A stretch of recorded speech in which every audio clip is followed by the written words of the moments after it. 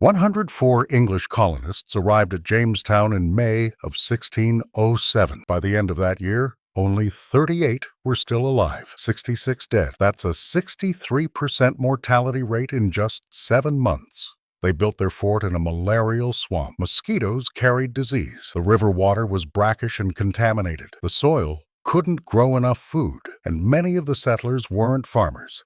They were gentlemen searching for gold. There was no gold. As food ran out, desperation took over. They ate their horses, their dogs, even boiled leather from their boots. During the winter of 1609, the starving time, things became even more horrifying.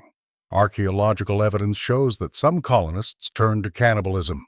Jamestown was collapsing, so why didn't they just leave? They had ships. They could have sailed back to England, but they stayed. They stayed and died and stayed some more. Then one man planted something that changed everything. His name was John Rolfe. The plant was tobacco. He cultivated a sweeter strain that Europeans loved, and it grew exceptionally well in Virginia. Within 10 years, tobacco transformed the colony. Exports soared.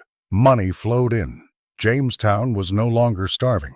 It was profitable, but tobacco demanded land, and it demanded labor.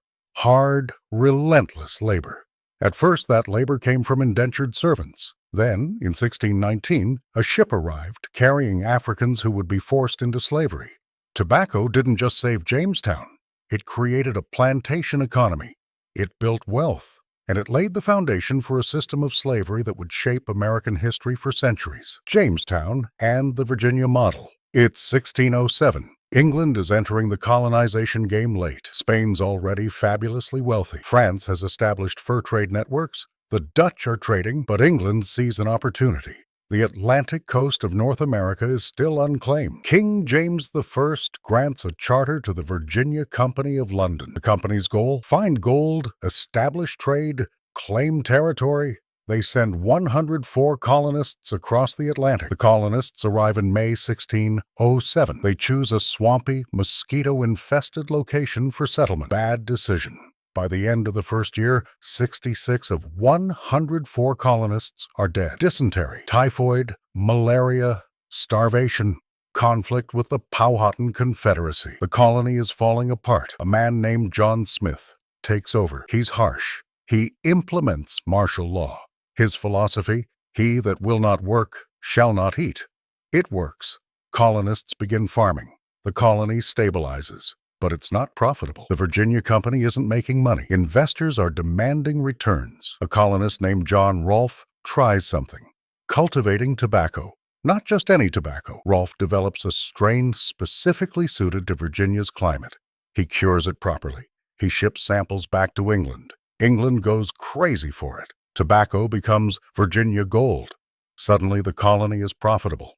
Investors get returns. Planters get wealthy. More colonists arrive. But tobacco is labor-intensive. A single planter needs many workers. The Virginia Company recruits poor English people, convicted criminals, unemployed laborers, desperate refugees. They offer passage to Virginia in exchange for 4 to 7 years of labor. These indentured servants work the tobacco fields. They're treated harshly. They work long hours. But after their servitude ends, they're free. Some become landowners themselves. They get small plots. They start producing tobacco. Some become wealthy. This creates a problem for wealthy planters. Their former servants are now competitors. In 1619, an English privateering ship arrives in Virginia. On board, 20 Africans. These Africans are sold to Virginia planters, similar to how indentured servants are sold. Initially, their status is ambiguous. Are they servants? Slaves? The legal situation isn't clear. But over the next 40 to 50 years, something changes. Wealthy planters realize they have a problem. Indentured servants eventually gain freedom and become competitors. But Africans? They look different. They're from far away. They have no legal protections. They have no family networks in Virginia. So planters begin passing laws that make slavery permanent. Hereditary. Racial. 1662. Virginia law declares that children born to enslaved mothers are themselves enslaved. 1667. Virginia law declares that converting to Christianity doesn't grant freedom. 1672. The Royal African Company receives monopoly on English slave trade, flooding colonies with enslaved Africans. By 1700, slavery has become the foundational labor system of the South. And here's the crucial detail: slavery is racialized. It's not just that Africans are enslaved. It's that Africans are enslaved because they're African. Europeans create an ideology. Africans are naturally suited for slavery.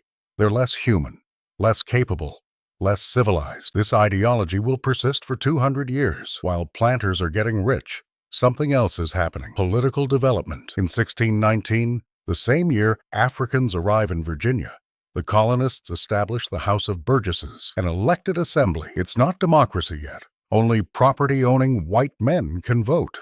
But it's a start. The House of Burgesses will become a model for other colonial assemblies, and eventually, it will become a model for the United States Congress. Jamestown succeeds where earlier colonies fail. Why? 1. Tobacco, a cash crop that makes the colony profitable. 2. Labor, first indentured servants, then enslaved Africans, a labor system that generates wealth for planters. 3. Self-governance. The House of Burgesses gives colonists a voice in their own affairs. 4. Expansion. Success in Virginia inspires more English colonization. Maryland, the Carolinas, Georgia, all follow. By 1700, the English colonies are thriving, and they're built on slavery. Part 3.